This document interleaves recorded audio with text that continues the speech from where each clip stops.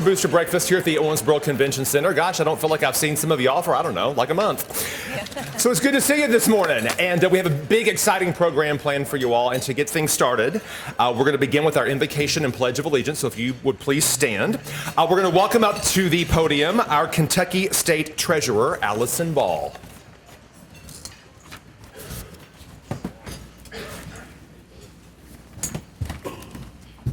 Thank you very much.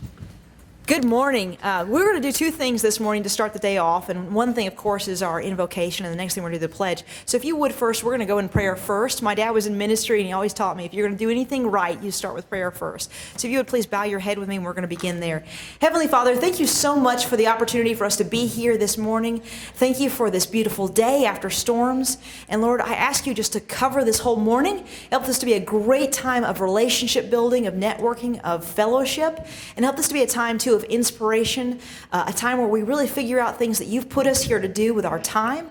Lord, I ask you to bless the speakers, give them the right words, give us great ears to hear what they're saying. And Lord, I pray that you will bless this community. I pray for the economy, because one of the things we focus on in events like this is growing business, growing opportunities, growing involvement in all sorts of organizations. Lord, I just pray that you will cover them and give them great success. Lord, bless this area in every way. And also, this is a day where we're talking about Western. And I ask you to bless this university and the leadership there and the things that you have going on there, Lord. Thank you for this time. Cover it, and we give this to you. In Jesus' name, amen.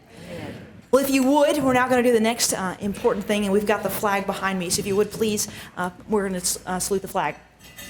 I pledge allegiance to the flag of the United States of America and to the republic for which it stands, one nation, under God, indivisible, with liberty and justice for all.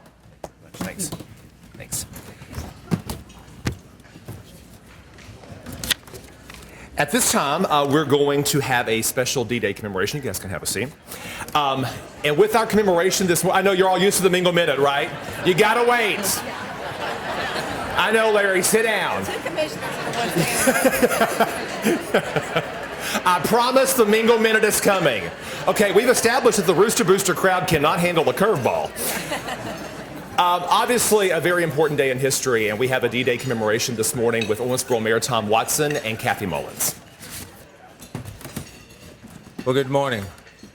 As this is the 75th anniversary of D-Day, Ms. Brake thought it appropriate that we give you just a little bit of background on what went on. My father served. He landed in Normandy on Utah Beach in World War II.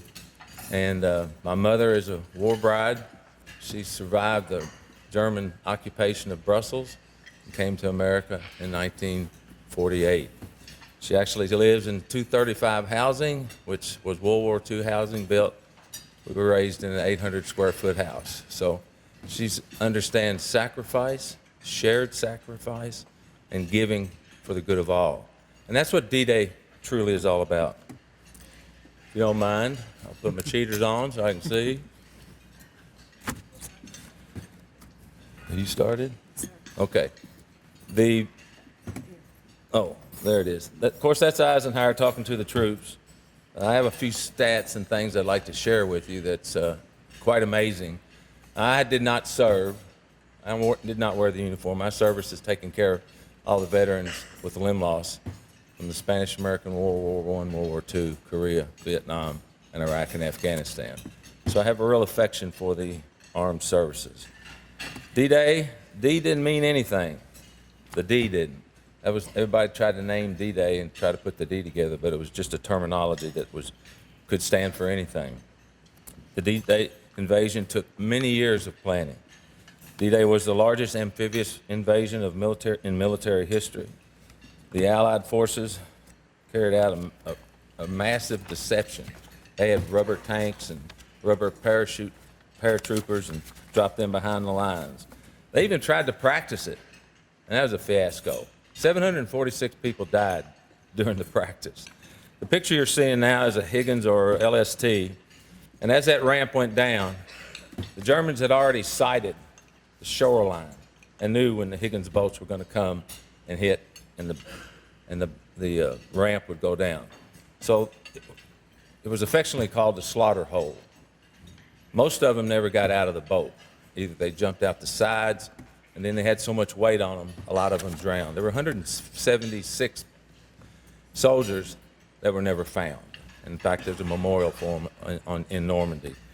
The Germans had, like I said, had fortified that coast. And with the technology we have today, can you imagine? I'll give you just a quick.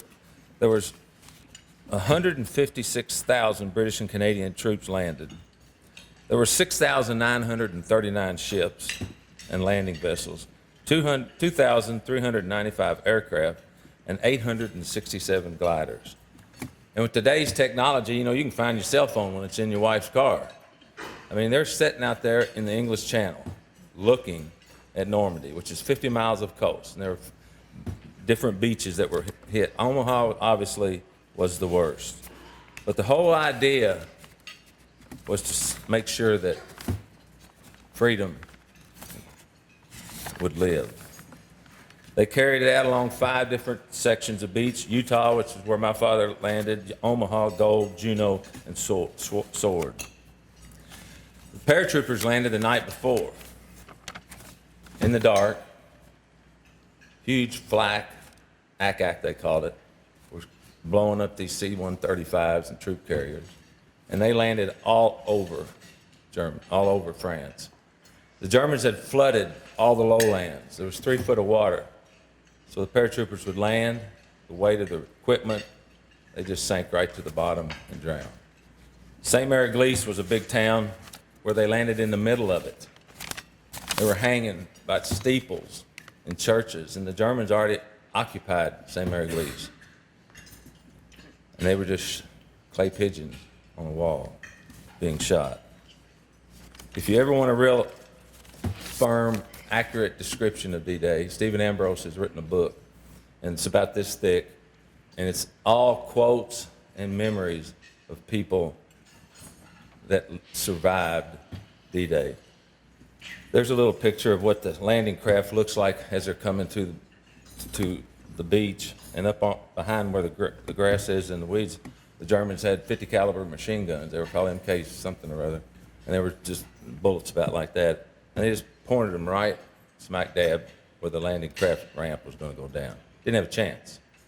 We had the numbers that it's almost staggering to think about it in today's, when the SEALs land, there's 12 of them usually in the helicopter, and they got night vision, they got all kinds of different weapons, and they can go in and do damage and get back on a helicopter and go back. These cats were just, all they had was their shirt. That was their protection. So the numbers are just 2,400 soldiers died when they landed on D-Day. Didn't have a chance. But they were all fighting for the good of all. And that's what we don't do anymore in America and in other countries, is fight for the good of all. It's all first person singular. What's it going to do for me? These folks wanted to do something for us. So just think daylight bombing, which is not D-Day. There's a picture of Normandy's, I can't see it without it, cemetery, all the crosses. And there's a big presentation today on all the news channels where the France government, the president of France and our president, spoke on behalf of those that didn't make it.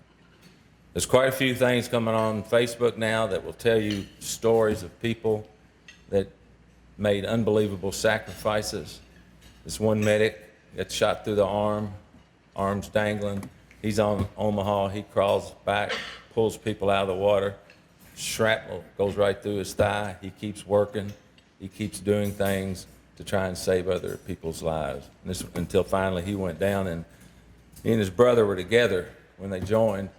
And when he got back to the field hospital, he looked over to the stretcher next to him, and guess who was sitting there? His brother. So it didn't matter. And I think an overarching thing that a lot of times is forgotten, while all the men and the women too, nurses were fabulous, Who was building all this equipment back in America? Moms, wives, sisters, aunts. They're the ones that were doing the rivets in the plane's wings. So it was a united force for a united cause. And that's what we need, I think, in our country right now more than anything else, is to get together for a common cause for the good of all. I'm humbled. Thank you.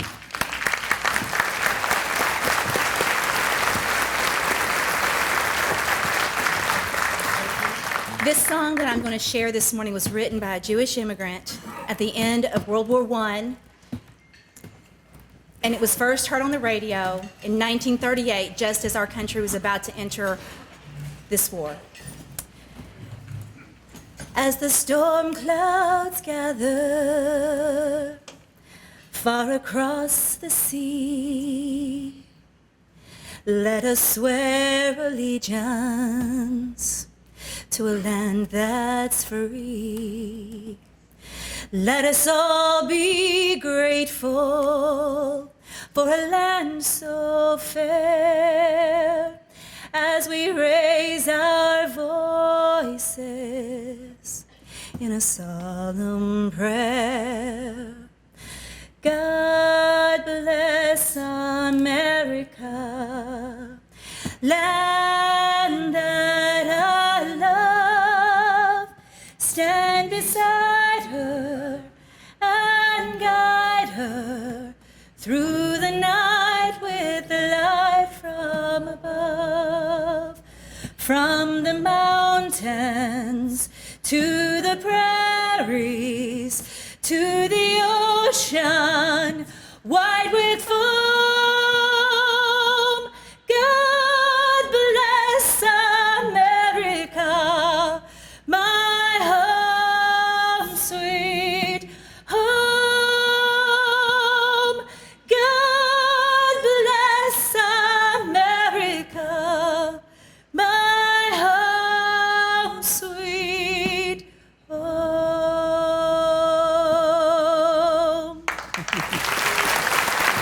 As always, love you so much. You're so awesome. Thank you, Mayor. Thank you, Kathy. Now, our Mingle Minutes.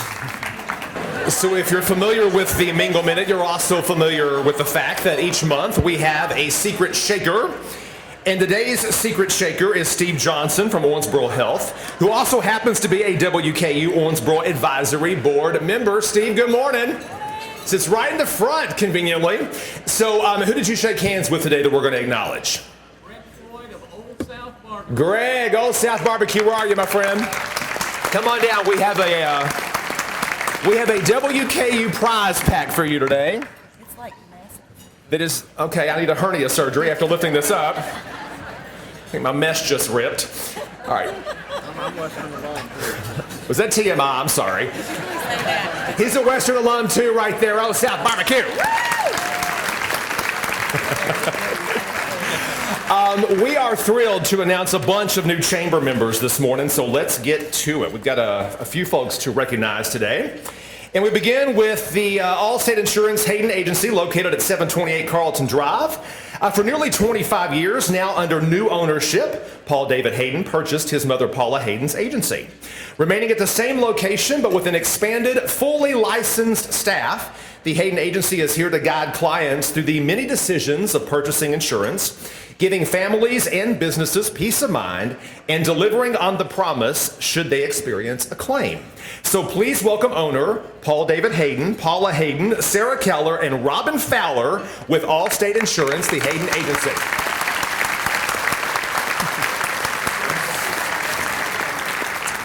Battery Headquarters is a fourth-generation family business serving the tri-state for 50 years. They strive to provide the community with the most knowledgeable staff and the best brands in the business. They are the area's largest interstate battery dealer. Come on down to 821 Breckenridge Street today for the best deals around at Battery Headquarters. Please welcome Brian Bigger and Shane Wilson with Battery Headquarters.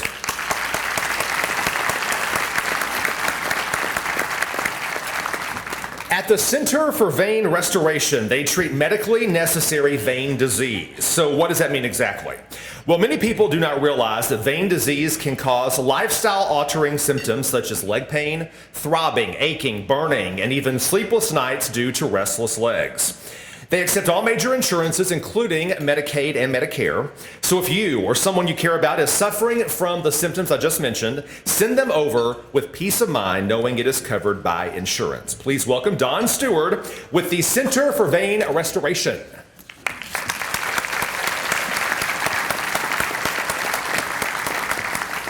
Division I Contracting has completed over 2,000 roofs, and so far, and while they primarily concentrate on roofing, they can cater to small commercial remodel jobs for quick, quality work and an on-time deadline. Their hands-on approach begins at the top, and this dedication to service has given them a great business. You'll meet with their owner, and he's the guy actually doing the work. He believes that a good boss sets a good example and leads, not just points. So please welcome Jason Roberts with Division I Contracting, LLC.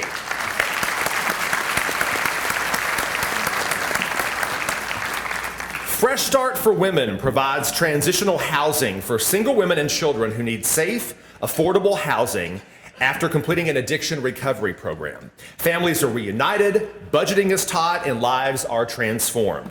Owensboro benefits from consistent employees, less impaired drivers, fewer inmates, better mothers, and having productive members of society. The energies expanded on chasing the next high are redirected in much more positive ways. So please welcome co-founders Carol Adkins, Cindy Jean, and Frances Briner with Fresh Start for Women.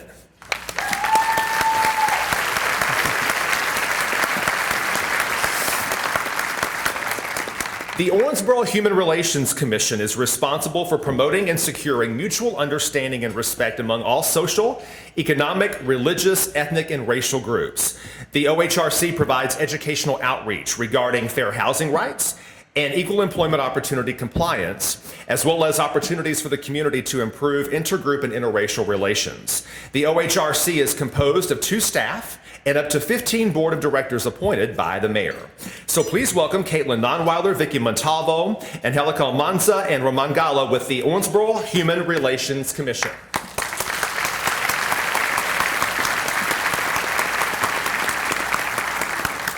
Bryant Sadler is an Owensboro native and the owner-artist of Parlor 54, located off Highway 54 directly behind Ritzy's.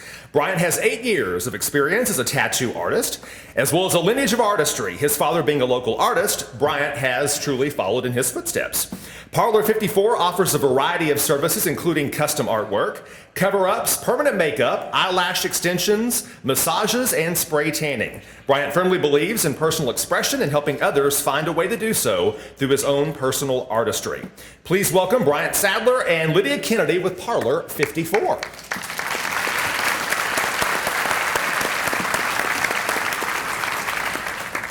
The Insurance Group, THE Insurance Group, is an independent insurance agency. Their philosophy of service is to provide their policyholders with as near perfect protection, as near perfect service as is humanly possible, and to do so at the lowest possible cost. The Insurance Group represents a carefully selected group of financially strong, reputable insurance companies. They are proud to count Erie Insurance as one of those companies. Their agents have been providing life insurance, home insurance, auto insurance, and business insurance products since 1972. So please welcome Tim Hood, April Edwards, Roger Bellamy, and Jessica Wood.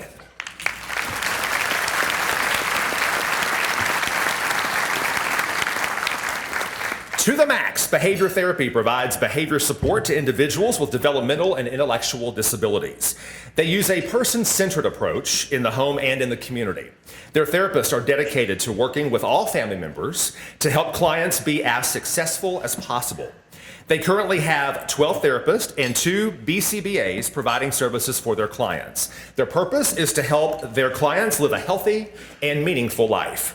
So please welcome Kevin Thompson and Leah Embry with To the Max Behavior Therapy.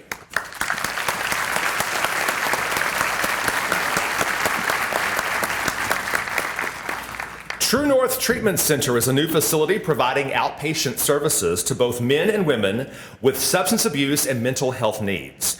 True North Treatment offers assessments, outpatient counseling, DUI services, and a comprehensive substance abuse treatment program.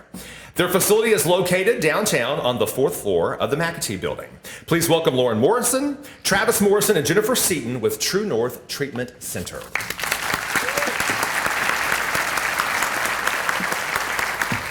Woodman Life is a life insurance company with a difference. They're not for profit. They have been around since 1890 and offer life insurance and retirement products. They give back to local communities and the families who live in them through financial contributions and community service projects. That's Woodman Life, an organization that is standing strong for generations. Please welcome Linda Morris, Chad Harrell, and Andy Carr with Woodman Life.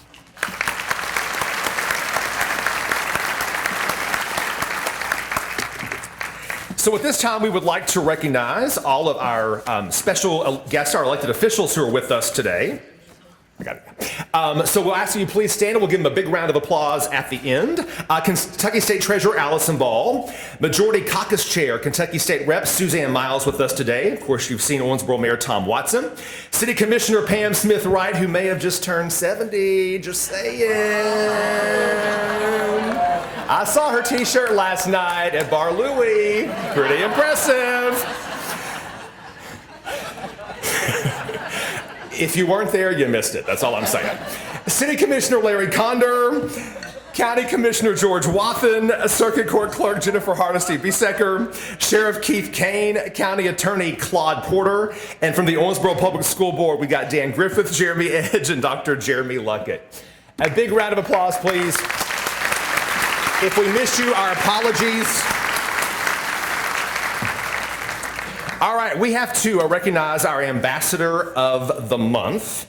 And this month, it is Kevin Gibson from South Central Bank.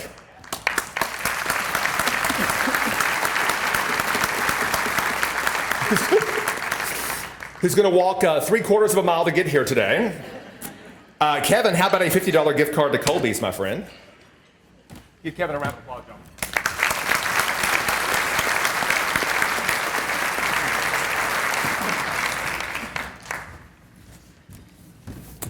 At this time, as you all notice, we were in a sea of red this morning, and it is our absolute pleasure and honor to welcome our breakfast sponsor from Western Kentucky University. He had a Mountain Dew to start this day off today, President Timothy Caboni.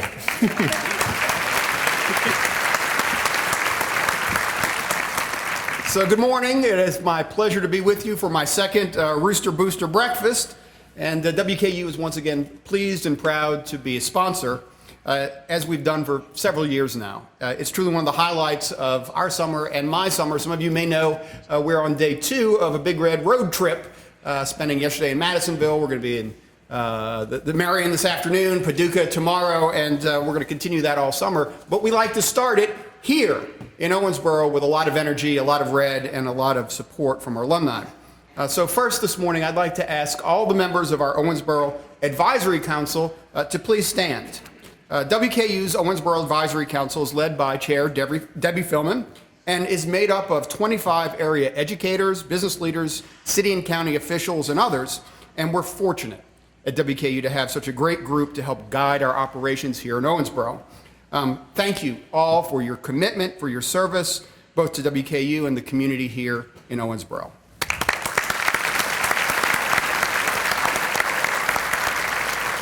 Now this will be an interesting one. Would all WKU alumni please stand? There we go.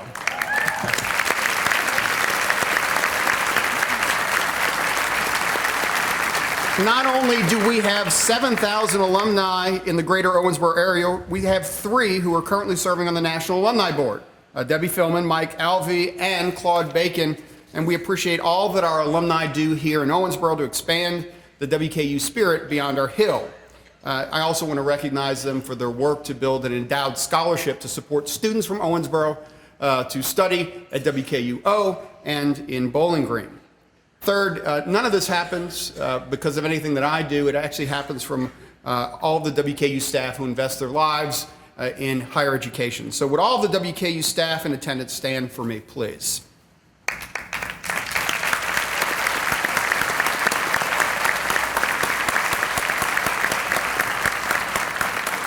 These folks are led by Dr. Beth Lavis, who is our Associate Vice President for the Division of Extended Learning and Outreach.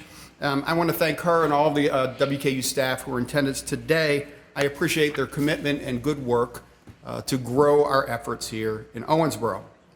One of our top priorities at WKU is to continue to develop, to strengthen, and to grow our partnerships throughout our region. And Owensboro and Davis County is key in those efforts. This spring, I'm proud to announce we celebrated 162 graduates from the Owensboro campus right here in town, and over 800 students from Owensboro and Davis County in Bowling Green. That's a pretty good number, and it's important. It's important not just for our university, it's important for our economy. And so I want to impress upon all of you the best thing that we can do for our economy, I think, is to grow higher education. And sometimes we talk about higher education and people think, well, that's a 4-year degree. I'm going to tell you, everyone needs higher education, and it's not just a 4-year degree. Leaving high school, folks need certificates, they need training, they need 2-year degrees, they need technical degrees, and some need to be at WKU. And we want to work together with you in the community to help get folks to the right place. This year, I want to thank Judge Al Mattingly. When a storm took the roof off of our building here in Owensboro, Judge Mattingly and the Davis County Fiscal Court reacted beautifully well and quickly to both repair the damage and help us resume our operations. And we continue to partner with organizations throughout the area to ensure WKU Owensboro is used to its fullest potential, to boost economic development, workforce development, and to support important community initiatives. We host hundreds of meetings a year, thousands of visitors each year, and we take our commitment to Owensboro and this community to heart. During the past year, we've strengthened our business, our teacher education and social work academic program offerings on campus, and I want to thank OCTC for their partnership to build stronger, seamless transfer options. You'll remember last year we had several of these. This year we worked really hard to get one built on paralegal studies, a true need here in the community. We've also worked closely with the SkyTeach program to grow face-to-face and hybrid courses with instructors on site to develop more middle grade science and math teachers for this community. And next year we're going to work to move our live streaming technology to Zoom. Zoom. I'm excited about that just to say it. It's a software solution that's actually going to allow people, instead of having to come to the campus, to engage and interact with our instructors and their classmates where they live, which will, again, grow our footprint in the region. And while our courses will continue to include in-person interaction with our instructors, we know that today's adult learners want to learn where they live and where they work. So we continue to look for ways to improve access to WKU courses and our degrees. We've taken a close look at the needs of Owensboro and our community and our students, and we've tried to align our offerings to better support those needs. And we're not done yet. We know WKU Owensboro is a critical part of our 10-year strategic plan, and we're committed to this special community. And we're also committed to being nimble, flexible, innovative, and willing to ensure we remain relevant for you, Owensboro, Davis County, and the entire region that we're partners with. I appreciate your support as we explore new ways to partner together, tailor our offerings to your needs, and elevate the entire Owensboro and Davis County area. Thank you for your support. Thank you for attendance, and go Tops! Thank you, sir. As always. It is time for our chamber update for June, and with it, our president and CEO cadence break. Good morning, everyone. We do have a little bit of a longer program today, but we ask for you to stick around to the end because we're going to be announcing the contestants for Dancing with the Stars at the end of the program. We've got some great surprises. So today, we'd like to talk about some ribbon cuttings coming up. They're in your weekly email. Owensboro Davis County Motorsports Council is today, Thursday, June the 6th. Rising Lotus, a yoga studio, is Friday, June the 7th. Reynolds & Associates, Thursday, June the 13th. German American Bank with their new location will be Friday, June 14th. Profile by Sanford, Thursday, June the 20th. And Town Place Suites will be Wednesday, June 26th. IDK Family Restaurant is June 28th, and Tri-State Community Clinics will be Tuesday, July the 9th. As you can see, we've got a really busy bunch of ribbon cuttings coming up. It's always good to get out and celebrate people that are making their dreams come true, and we ask for you to come out and celebrate with us. We will have training next week, Thursday, June the 13th, on opportunity zones. This is something for investors, for small business owners, if you work with clients, to talk about tax incentives that you may have in certain areas of the community and with redevelopment efforts. So it's at the Commerce Center on the 3rd floor. It's free, 10 o'clock, and we ask that you do register. The Cabinet for Economic Development has sent out a release, and we will have that in our weekly email as well. CYP has a couple of things going on this month. Dr. Caboni, we have about 150 YPs here. It's bigger, just I'm saying a little bit bigger than other places down the road. The June CYP networking lunch will be June the 12th at 1:30 at Feta Specialty Pizza and Spirits. And there will be an evening out with the Dazzling Daylilies at the Garden. And that will be June the 20th at 5 p.m. The Golf Classic, do we not have? Okay, we're going to just do this next. The Class of 2020 nominations, the deadline is June the 26th. As you know, we had 30 outstanding class members this year in our Leadership Owensboro class. We ask you to nominate people. You can nominate yourself, but those will be due on June the 26th. You can contact Jessica Kirk at owensboro.com for more information. The Golf Classic, yes, is Friday, August the 23rd. The sponsorships and teams are available today, and we will send out an email at about 10 o'clock this morning that will give you your link to sponsorship opportunities and also to get teams. This fills up incredibly quickly, so get on that as soon as you can. And we would like to thank Owensboro Health for being our presenting sponsor. Thank you very much, Owensboro Health. The Network, Wednesday, May the 8th at 8 o'clock at Old Hickory. And we have our business after hours calendar is filling up quickly. If you are interested in doing this, we only have spots for 3. So give us a call at the chamber. It's a great way to get people in your business after hours to talk, to make friends, and really to grow new markets for your business. We ask that you look at your Go Chamber at your place this morning. It's Bank On OBKY, where we focus on our local banks as well as our financial institutions here. It's a huge sector of our regional economy, and we felt like Tanner Publishing and our staff felt like it was the right thing to focus on this big sector, how much they do for our community.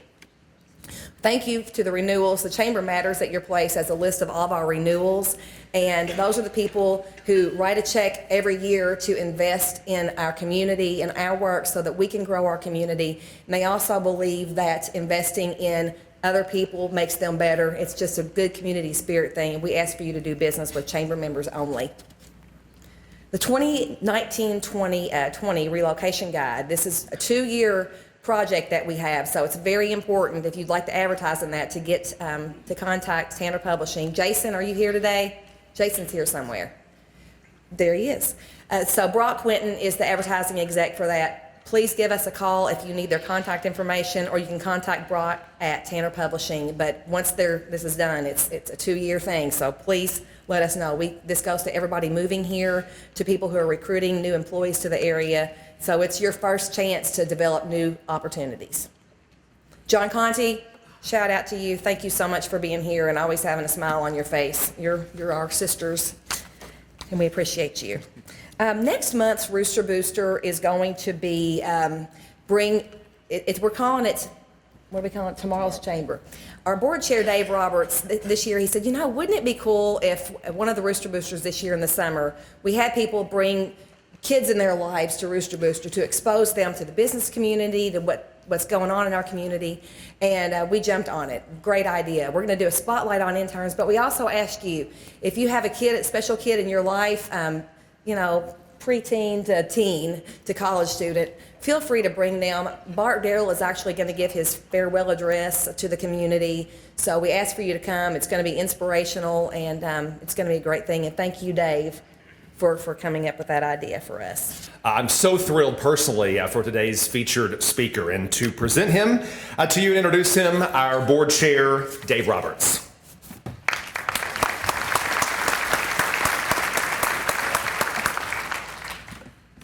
Well, good morning. One of the neat things about being board chair is you get to sit next to the guest speaker, and you have an opportunity to to speak with them and learn some things. And you know, I had a great time speaking with our guest speaker this morning, and it is his first Rooster Booster, and obviously his first time speaking at a Rooster Booster. He said that the recruiting pitch was really strong with Candy and Jacqueline, so kudos to you guys. But Mike Blake is an award-winning broadcaster. I think most of us that live in this area, you know, you see him in all across media, really over my lifetime, certainly. He's the host of Midday with Mike and a sales executive for WFIE 14 News. In his nearly 50-year career with WFIE, Mike has held titles of weekday weatherman, weekend sportscaster, sports director, and weekday news anchor. So you work weekdays, weekend, sports, weather, news. It's unbelievable. He was inducted into the National Television Academy of Arts and Sciences Silver Circle, Ohio Valley Chapter in 2016, and has won the Evansville Living title of Best Evansville Sportscaster and Community Champion 6 times. Mike is an active community member, earning the Evansville Leadership Award in 2001 for his work with the Muscular Dystrophy Association. He has hosted 42 Jerry Lewis Labor Day telethons benefiting MDA. Mike, how long does those telethons go? All day, right? Not many cookouts on Labor Day, I guess, for you, huh? That's unbelievable. He has also received the Paul Harris Fellow Award from the Evansville Rotary Foundation of Rotary International and has received the Steward of St. Vincent de Paul Award presented by St. Mary's Hospital Foundation. Mike is a member of 5 Sports Hall of Fame, including the Indiana Basketball and Football Halls of Fame. He was named a Kentucky Colonel in 1980. He received a key to the city of Owensboro in 2000, and a Mike Blake bobblehead was unveiled in 2003. He's a graduate of Loras College with a Bachelor of Arts in Political Science and the University of Iowa with a Master's in Speech and Dramatic Arts. After graduating, Mike served in the United States Army and spent 11 and a half months in Vietnam, 8 of which he was on Armed Forces Vietnam Radio Network, or Radio and TV Network. Mike and his wife Jennifer have been married for 46 years. They have 4 children, Christine, Michael, Bill, and Patrick, and 9 grandchildren. Before I asked Mike to come up here, he did have one request, Dr. Caboni. He said, can we get Western to start playing Evansville again in basketball? And he said, that's the president? I said, yeah. So anyway, maybe you guys can get together after he talks right there. So anyway, without further ado, please join me and give a warm Rooster Booster welcome to Mr. Mike Blake. Thank you, David. Thank you, Dave. Tim, that is correct. We have a new coach over there, Walter McCarty, UK grad, huh? He is a great guy. He's already got the Cats on the schedule for this year, but we hope the Tops will come to the Ford Center, Tim, and we hope to get back. It used to be a great rivalry, but it needs to be renewed. Hey, thank you very, very much. Mr. Mayor, other distinguished members of the city officials and city council, to all you wonderful chamber members, to the toppers, to the visiting toppers, boy, do you ever deliver the crowd. And lastly, to all of you Rooster Boosters, it is great to be back in Owensboro. I've had the privilege of covering a lot of wonderful people, mostly on the athletic side for many, many years. But now through this midday show that I do, I get to work with a lot of movers and shakers and all the people like you who make this such a wonderful organization. By the way, I do want to thank my Owensboro agent, the shy, reticent, and lovely Candace Brake, and her able sidekick, Jacqueline, for they're pretty tough to say no to, but they know the motto. If you ever want to get the media, they know our motto: feed us and we will come. What a breakfast. Also, I'd like to say congratulations. In an era when so many people, unfortunately, are dropping out and not joining wonderful civic groups, the Civitan, Kiwanis, Lions, maybe even the Rotary, attendance is down. Isn't it wonderful? And what a tribute to you. And trust me, you are noticed, you are envied. There are people across the river, I've heard it 1,000 times. Boy, have you seen what Owensboro's done with their riverfront? Do you see what they're bringing, the shows? Have you been over there for this and that, the Bluegrass Hall of Fame and Museum and so forth and so on? And what a facility. Guys, this is as good as it gets, this wonderful convention center. The bottom line, congratulations. And whatever you do, stay involved because you are making a difference. I'm going to cut some remarks a little bit short, but I want to tell you real quick, I've been blessed. I can't take credit for having two marvelous parents who were like modern day saints, Bill and Catherine Blake. They raised 5 kids. I was the baby. I got away with murder. They had 23 grandkids. My dad was an executive with Inland Steel up in Northwest Indiana. And to support his kids and family, he was also a Big Ten football referee. He did Rose Bowls. He did the Michigan-Ohio State, and he did a slew of Notre Dame games when, after he retired, he would take me to games at the hallowed Notre Dame Stadium. If you've never been there, it's like going to Rupp and basketball and a Yankee Stadium. It's a trip. At any rate, also, through the love and support, and I've had, throughout the years, great teachers with advice. I had a college professor say to me, he always talked down radio and TV, and I said, Vaughn, you know I want to go into it. Why are you doing that? And he says, because if you want it bad enough, Mike, you'll still go for it. Also, after I was turned down by Notre Dame, and I was crushed, but by the grace of God, I had applied to 3 other schools, and I was on campus at Loras College out in Dubuque, and it took me about 45 minutes to realize this was a good fit. And it was there that a man took me under his wing. He got me to be an orator. And then he also said, he was the one who said, hey, we're going to prepare you if you really want to go into broadcasting. When I got back from Nam, I was 25. I had my master's, but I was in no real hurry to get a job. Why should I? So I kind of lollygagged. My dad, we are Irish Catholics. He said he thought we were going to have an Irish setter on his hands. Finally, I started to interview for jobs. I went into, and I had a lot of confidence. I went to WLS, the ABC TV affiliate in Chicago. As Chad knows, and our brethren in broadcasting, the bigger the market, the more pressure and so forth. Well, hey, I can start in Chicago, right? It goes New York, LA, Chicago. I go into LS, I cut an audition, it goes wonderful. And as I'm getting my ego fed from people who had heard me, I walk into the newsroom, and the guy who I was really wanting to get the comment from, he says, Mike, sit down. And then he hit me right here. The first thing out of his mouth was, he says, you're not ready for Chicago. Mike, you've got talent, but you better go to a market where you can make mistakes and still keep your job. What he was telling me, and I've never forgot it, he didn't sugarcoat and say, hey, boy, kid, you're great. You'll be hearing from us. No, he was saying, you got to pay your dues, and maybe someday you'll get to Chicago. In addition to the love and support of my family, I hit the lottery when I married a girl named Jenny Rayburn. She is, without a doubt, my life support. We've been married 46 and a half years, and she has said publicly it's been 8 or 9 of the best years of her life.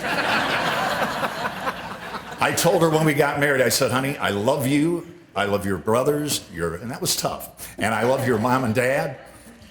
I love Evansville, but we got to get out of here. As you know, Chad, you got to move out to move up, right? I wanted to get to Chicago, and I said, hey, I want to get to New York. Well, we saw how that turned out. I want to talk about some people. If I mention the word Oprah, Tiger, Elvis, you know who, right? But when I started in TV, if I mention the word Marcia, does that ring a bell? Yes. She was an institution. For those of you who don't, some of you are too young to remember. She was an icon.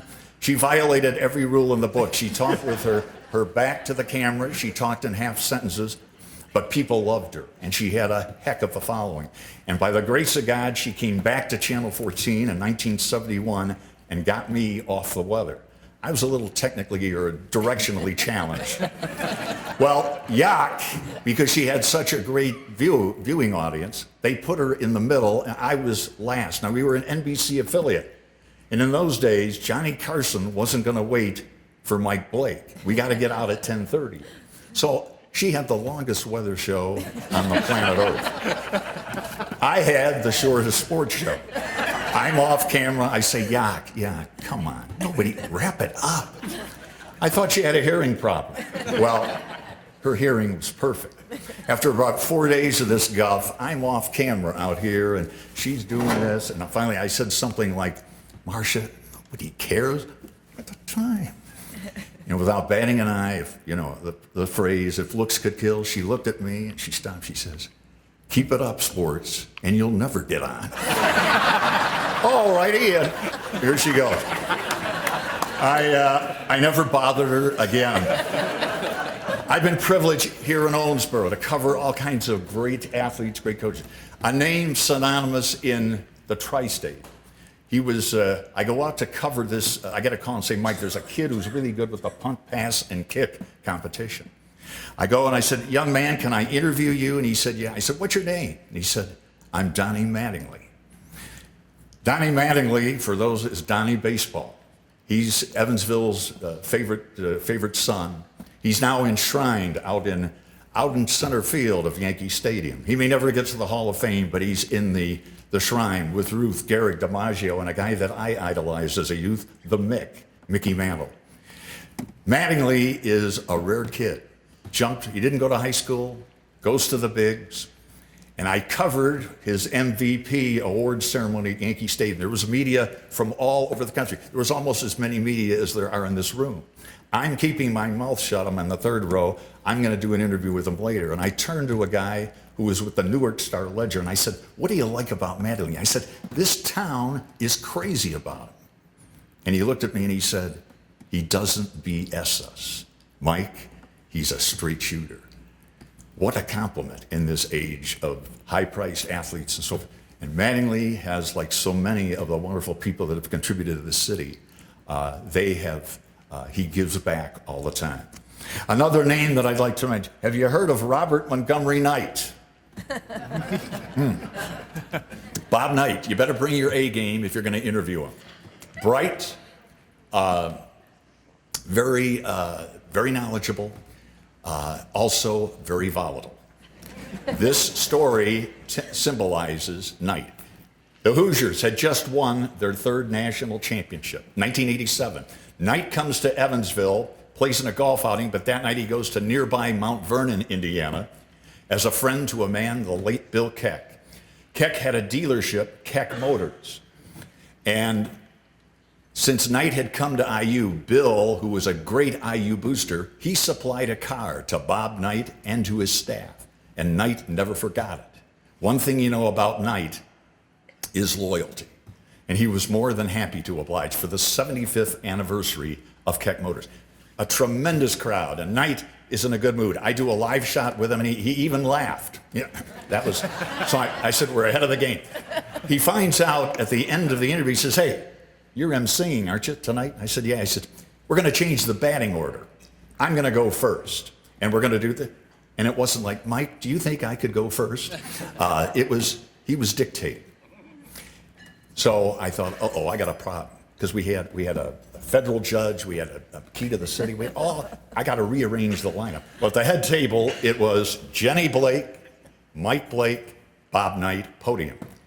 I go up, and I thought if there was anyone who could connect with the general, it would be my beloved wife. They hit it off perfectly. Knight is still signing autographs. He had done it for about an hour. He's at the head table, and she says, Coach, you really are a nice man. And he's no, I'm not. And he gives it back. 20 minutes later, they're now on a first name basis, and she says, Bob, are your kids going to play for you? And he said, well, who do you think they're going to play for? Of course. And that was pretty tame. And then she said the kicker. She said later, Bob Knight, you are really a good man. And she said, and I even read the book. And just like that, he goes, pounds the table. Don't believe a word of that. And blankety blank, expletives come out. Suddenly this wonderful setting became a little tense. My wife looked like a deer in the headlights, and I said, honey, what'd we do? We always blame the wife, right? That was very typical. The book was John Feinstein's, remember a book called Season on the Brink? Knight will go to his grave, regretting giving total access to John Feinstein, who was a good writer.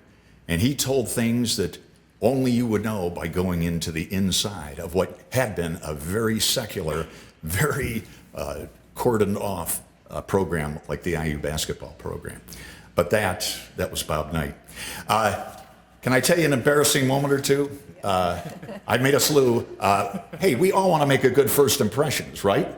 The president wanted to on behalf of Western, Candace, and the chamber. By the way, congratulations to all of you new members. I think it's wonderful. Guys, you have no idea what a great organization this is. Anyway, I wanted to make a good impression after I became news anchor on the news at the first 5 o'clock in Evansville. Well, I get a call from a wonderful woman, a nun, Sister Jane Michelle, and she says, Mike, I want you to be on a committee to help the Sisters of Ferdinand, the Sisters of St. Benedict. They were having financial problems, and she says, Mike, we're putting together a blue ribbon panel. We've got people not only from Owensboro and Jasper and Evansville, we got people coming from Indianapolis, Louisville, St. Louis. I said, Sister, I'm in. And besides, how do you say no to a nun, huh? Anyway, it's game day. I arrive, and it's a 11:30 Eastern Time luncheon, which means what? 10:30 Owensboro or Central Time. So I get there at 10 after 10. I'm a little early, so I thought, and then it starts to spit rain, and it's cold. It's a winter day. So I think, you know what? So I don't have to stop and get gas. I pull into this gas station. I'm there, and I'm shivering, and all of a sudden, a guy comes out of nowhere, and he goes, hey, aren't you Mike Blake? And I said, yeah. He said, what do you think of Bob Knight? And what do you think of Marcia? Well, this guy really didn't care what I thought as I formed on it. He really wanted to tell me. So now, instead of being early or fashionably early, guys, I'm going to be fashionably late. So I hurry up, finish at the gas station, get in the car at the bottom of the hill, drive up to the top into this wonderful, and you can cut the serenity, and as some of the hymns will say, you can feel the presence of the Lord. At any rate, here are 20 people. As I walk into this majestic boardroom, there's 20 people, 10 on each side, or maybe 12, and Sister Jane at the head of the table. And she waves to me, and they're just about to set the prayer. And she says, oh, and she could have said, here's our late arrival. I mean, what possibly could go wrong, right? So she introduces me, I sit down, and it's just wonderful. But not 5 minutes after we sit down, in walks the Mother Superior and a state cop. And as they walk toward, here at this side of all of a sudden she says, Sister Jane stands up. And I'm thinking, oh dear God, has something happened? Hopefully a nun hasn't died or anything. And then, as they say, the Spirit comes over me. I blurt out, Sister, I didn't pay for the gas at the bottom of the hill, did I? That was my first impression. You know that commercial, Southwest Airlines, want to get away? I was mortified. We work in a very cosmetic industry. There's things you have to, I've always said you don't have to look like Brad Pitt or Jennifer Lawrence, but if you do, it'll help, I would think. I don't know that, but you have to look good or look right. People are concerned about what you wear. I normally wear, not flashy, but I'll wear a pink suit from time to time. Randy Moore at 5, 6, and 10, he won't do that. Just like you won't see Lester Holt, they want him in a very conservative. And it's not by accident. Jackie Monroe, Shaylee, God love her, who is here, and all of our other anchors, they have a pretty consistent look. I work with two beautiful women by the name of Ann Comas and also Stephanie Sylvie. They had long hair, and it was tough. The news director would say, hey, keep it consistent. Speaking of hair, you know, my hair, believe it or not, was as dark as my suit many years ago. But in came the gray, and I thought, you know what, I'm going to color it. Well, I go, and it looked great. Nobody knew it. Well, as it turns out, I was totally clueless. You have to go back. Ladies, help me out. It's a touch-up, right? I didn't know that, so I go back. I'm in the chair. Here's all these glasses, and my buddy Mark is And I've got to go to a track meet that night, so I got to get out of there. And I look, and it looks like he put Shinola on the top of my head. I look, if they could have called me Johnny Cash. Anyway, I leave, and I'm the subject of many snide remarks at the, boy, I love what you're doing to your hair and all this. After 3 or 4 more trips to the salon, I finally said, "Screw, I'm gonna go on natural." Well, again, very naive. The hair, when it comes back, right, ladies? Yes, you've got your natural, but there's kind of a reddish brown. There was the black. There was a new gray, and my boss calls me in and says, "Mike, about your hair. Pick one color and let's stick with it." So, I'll tell you one other embarrassing moment. This was the top 5. Back in the day before cable, we had a very large audience. David James, who had joined us in 1973, was as good as it gets. Yak still had her great following, and people would stay up to watch me to get the Kentucky score, or did Wright beat Owensboro, or whatever, So I've got my cast done, and in those days I ad-libbed my cast. Well, I get a call from a coach. He says, "Mike, Wabash Valley tomorrow night is it was top-ranked junior college in the country, and they're playing Danville for the Illinois State Championship. Would you give us a plug?" I said, "Sure."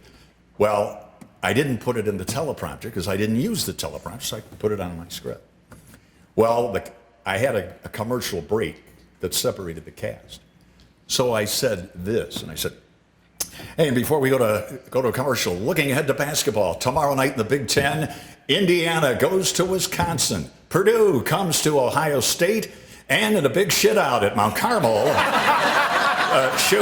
shootout, it'll be Wabash Valley." I was so shook, I said, "And I'll have more sports in a moment."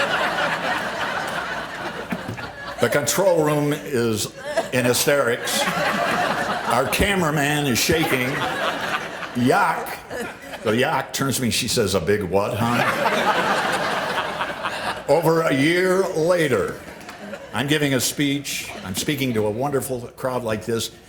Carmi High School, which is a neighbor and a conference member with Mount Carmel, they had just won a fifth straight state championship. I was honored to be the guest speaker. The speech goes fine. We're done. I got to hurry to get back to Evansville for the 10 o'clock. Well, a couple of people, hi. And here comes a very lovely lady right down Main Street coming up to the desk, and she smiles and she sticks out her hand. I go, "Hi." And she says, "Been any big shitouts in Mount Carmel lately?" What people do. Folks, what I thought I'd do, I want to talk about real quick. Our society, it's changing, huh? The internet, what did we do without the internet? And of course, all the pluses, but there are dangers, huh? And what did we do without these guys? Our world is in the palm of our hands. But if you don't think they're addictive or addicting, they are. Just ask the people that make it. We walk across the street like this. We can't get enough information from them. And it's not only for our kids, but us big kids, huh? Well, in addition to cell phones, there's also the social media. Facebook, what a wonderful addition to our lives. But there's Instagram, Snapchat, and Twitter. Beware of Twitter, right? Twitter, as somebody said, a wise man said, it's kind of the worst of us. Think about it. It allows you and I to be mean, to be vile, and if we're insecure, if we're vain at all, we say some really goofy stuff, and it's out there. Selena Gomez, a very popular pop star. If you haven't heard of her, ask your kids or grandkids. They've probably heard of her. She and Justin Bieber were an item, weren't they, years ago? They were. Gomez is a beautiful gal. I think I've got this right. She's got 1.3 billion followers on social media. Think of the influence. And she said to a news audience, and she was as sober as a judge, as they say, she said, Facebook is killing our young people. It's destroying our youth. And she is now taking measures to change it.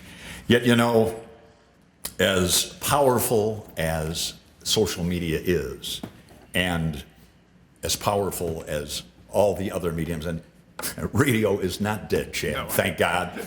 And boy, isn't he good at that? I could listen to you give, I'm just thinking, guys, those will be the best introductions as a group you'll get, trust me. Yet, as powerful as all the other social medias are, I still believe the most fascinating, the most wonderful, the most powerful, the most dangerous medium in the world is the power of television. It affects everything. The way you and I think, the way we act, the way we look. It helps us to form opinions or prejudices or biases. It educates us. It entertains us. Game of Thrones, maybe it's the Masters. All sports are unbelievable when they're done right.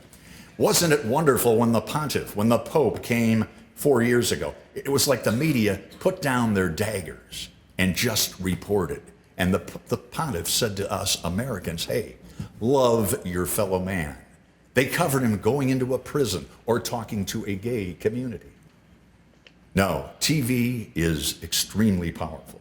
And it cajoles us to buy things, to do things, and why wouldn't it? And it even convinces people who very happily, because the research shows if I pay $5 million for a Super Bowl ad, I'm going to get quite a return. No, remember, TV gives you and me what we want, but it has no conscience.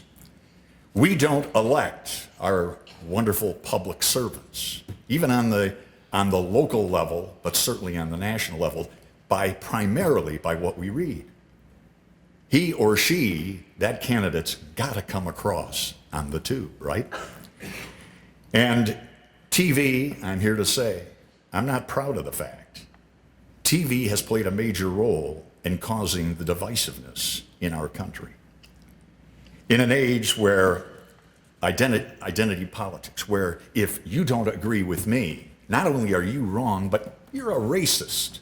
Maybe you're a white supremacist. Or again, a homophobic, or you're Hitler. People cast all kinds of aspersions, and TV, where years ago they never get away with this, will gladly repeat this for day after day. Think of that poor kid at Covington High School who just happened to wear a red hat, a MAGA hat, but it was a hoax that the far left had put, and the media broke it up. And also, if you don't think, it's very easy to bash politicians. And yes, particularly the president. He's an easy target. I think we need to beware. And if you don't think that's the case, just ask Justice Kavanaugh. Before he was elected to the Supreme Court, every Democrat and Republican in the House, and they said, what a choice. But when Trump said, I'm picking him, then they bring in the bashing. And here comes this guy, Avenatti. You know who he is? He's not a credit to the lawyer race. He's the one who The View, they had somebody, and one of the gals on The View said, we think you're the Savior. We think you're Jesus Christ. You're saving us from our divided country. Avenatti's now going to prison for 400 years if he's sentenced. Anyway, but the point is, so what do? Do we just throw it in the towel? Is there nothing we can do? We must ask ourselves, hey, is America still the best country on the planet Earth that God ever created? Is it pretty good still living here in Davis County, Kentucky? And while we live in this perpetual age of instant gratification, where, as Tom, as you said in your notes, everybody's, what's in it for me? And yes, we're all guilty when you and I want something, think about it. If we really want it, we can't get it fast enough. We want it yesterday, and we can get it. But in this day and age, we might be smart to just take our time and realize that let's pause and let's remember that the most important things in life, ironically, aren't things at all. What are they? You can put them in any order you want. How about our faith, our country, and our family, and our true friends? Someone once said to me, Mike, the older you get, you can count your true friends on one hand. Boy, that's tough, isn't it? But maybe you've had a divorce, maybe you've lost a job, maybe one of your children don't live in the right area, they don't wear the.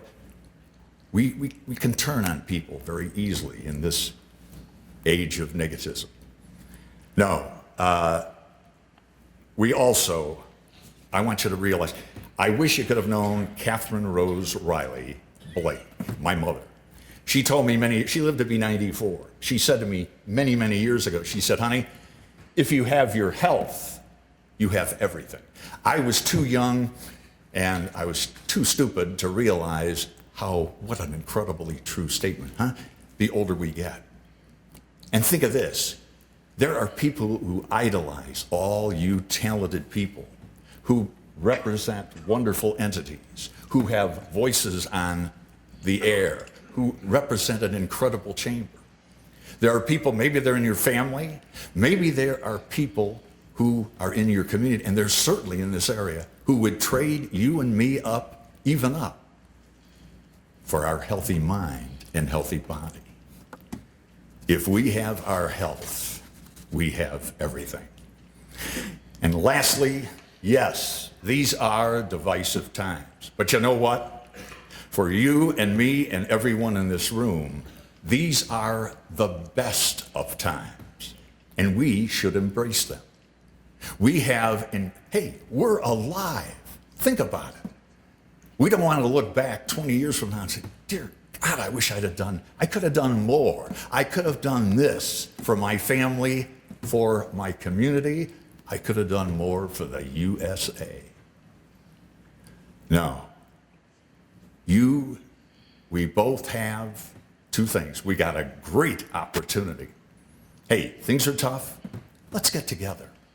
But we also have an obligation.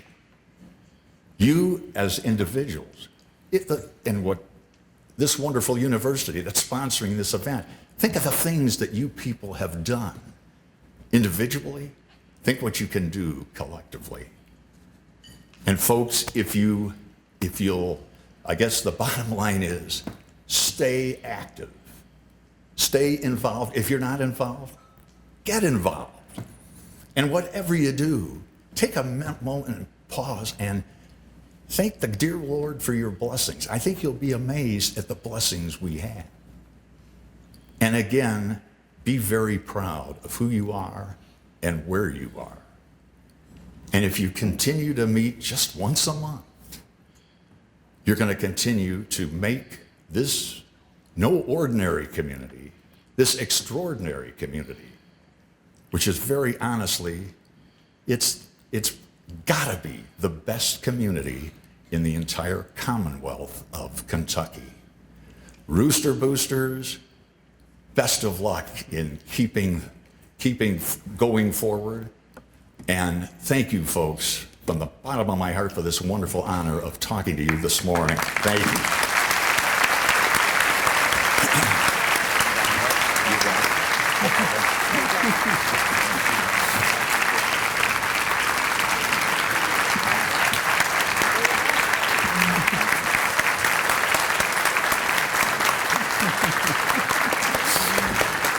Before we let you go this morning, a couple of things. First of all, Treasurer Ball is going to have an announcement out in the lobby immediately following our program this morning. But right now, we have some special announcements to make. The 7th annual Dancing with Our Stars, Owensboro style to benefit the Bulwer mission, is set for August 10th. Right here at the Owensboro Convention Center. Tickets are going to go on sale today. Now, if you buy tickets, we're about to introduce you to the contestants and the pairs that are going to be competing for the Mirror Ball Trophy. So let's get to it. Your first couple, Andrew Howard and Katrina Jones. Andrew, a commercial loan officer at Independence Bank. Katrina, a stay-at-home mom who danced throughout school as part of her high school dance team. Our second couple competing for the Mirror Ball Trophy, Doug Hoyt and Amy Sanders Gerard. Doug is the Director of Procurement and Contracts at Kennergy. Amy is a former dance teacher. Doug, by the way, is out of town and could not be here this morning, but he will be competing on August 10th. Our third couple, Rachel Mann and Paul Underhill. Rachel is the lead designer and curator at Integrity Outdoor Living.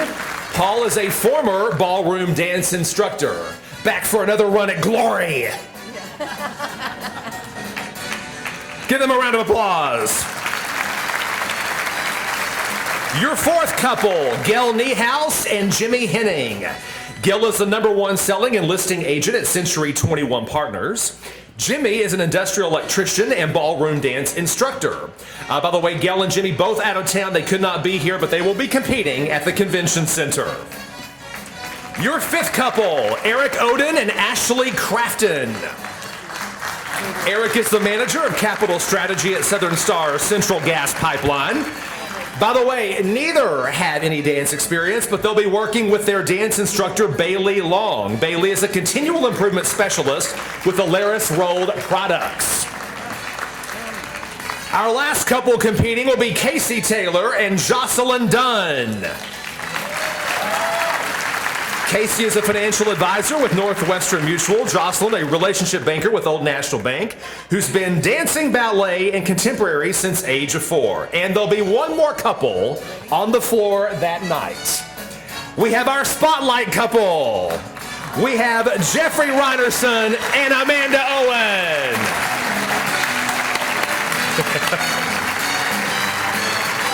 Oh, look at him already. Saunter across the floor, Mini-Me. Jeff, of course, is the host of the internet show Live with Jeff. Amanda is the executive director of Puzzle Pieces. Ladies and gents, your cast for the 7th annual Dancing with Our Stars. Again, tickets on sale today, bulwarmission.org. Thank you all so much for joining us. Have a fabulous month, and we'll see you at the July Rooster Booster.